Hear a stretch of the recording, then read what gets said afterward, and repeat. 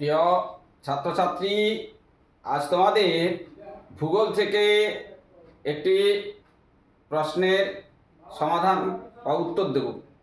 উত্তরটি কি? প্রশ্নটি কি না, প্রশ্নটি হচ্ছে সৌর কলঙ্ক কাকে বলে।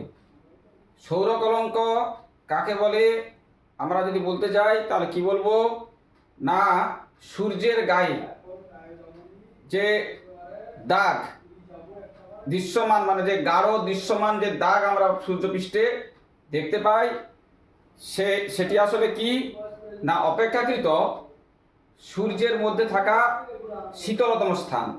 সূর্যের সাধারণত তাপমাত্রা কত হয় না 6000 ডিগ্রি সেলসিয়াস।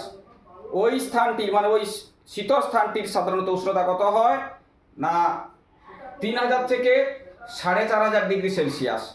এই সৌর কলঙ্কটি সাধারণত সৃষ্টি হয় কী কারণে না, সূর্যে থাকা যে সূর্যের অতি শক্তিশালী যে চৌম্বকীয় কার্যকলাপ রয়েছে, সেই কার্যকলাপের ফলে সূর্যে থাকা যে গ্যাস, এই গ্যাসের স্রোত, সেই স্রোতের ফলে সৃষ্টি হয় কি না সৌর কলঙ্ক। সৌর কলঙ্কগুলি সাধারণত বিলুপ্ত হয় বা উত্থান ঘটে 11 বছর, প্রায় 11 বছর ছাড়া ছাড়া।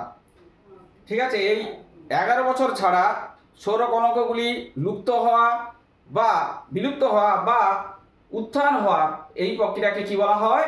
সৌর চক্র বলা হয়।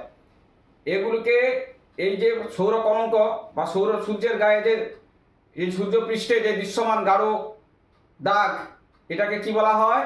সৌর শিখা বা ভর ইজেকশনও একে বলা হয়।